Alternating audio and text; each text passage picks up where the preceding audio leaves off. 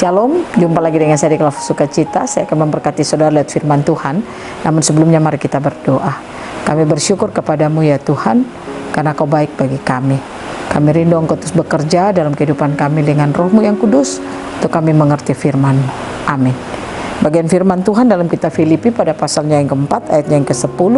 Demikian bunyi firman Tuhan. Terima kasih atas pemberian jemaat. Aku sangat bersukacita dalam Tuhan, bahwa akhirnya pikiranmu dan perasaanmu bertumbuh kembali untuk aku. Memang selalu ada perhatianmu, tetapi tidak ada kesempatan bagiku. Demikian jauh bacaan firman Tuhan.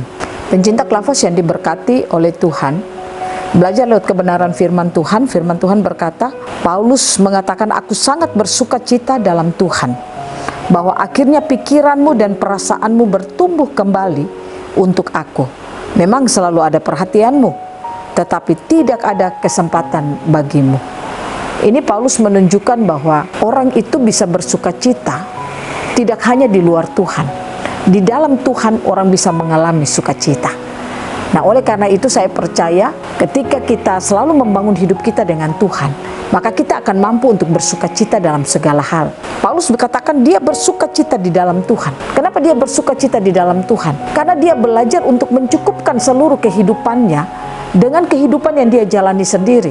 Dia tidak menggantungkan hidupnya kepada siapapun juga, tapi dia menggantungkan hidupnya hanya kepada Tuhan.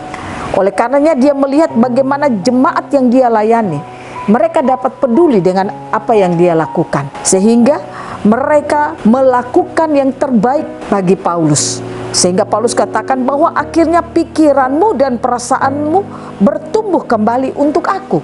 Artinya mereka mulai peduli kepada Paulus.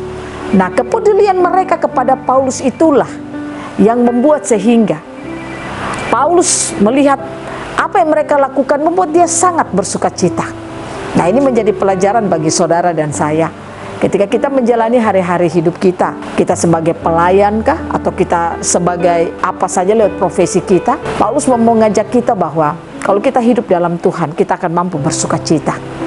Apapun kondisi yang kita alami, apapun yang orang lakukan kepada kita, kita akan mampu bersukacita. Ada banyak orang bersukacita ketika dia melihat bahwa orang melakukan hal memberi yang terbaik bagi dia, dalam tanda kutip, datang kasih uang banyak, datang memberi dia makan yang banyak.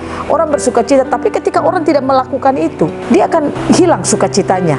Tapi Paulus menunjukkan kepada kita apa yang dia lakukan kepada jemaat di Filipi. Dan akhirnya dia katakan, memang selalu ada perhatianmu, tetapi tidak ada kesempatan bagimu.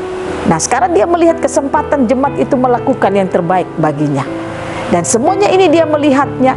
Dia bukan bersukacita karena mereka melihatnya, tapi dia selalu bersukacita karena ada Tuhan di dalam hidupnya. Itu yang menjadi tujuan hidupnya, sehingga dia mampu bersukacita dalam segala hal.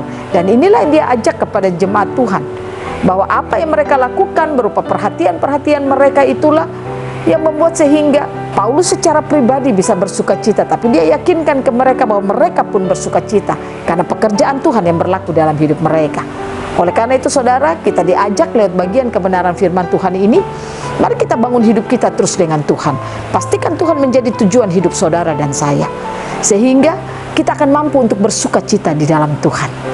Orang kalau bersukacita di dalam Tuhan, berarti dia tidak punya kesempatan untuk hidup putus asa, untuk hidup stres, untuk hidup dalam kekhawatiran atau ketakutan, karena tidak ada perhatian dari orang di sekitar dia.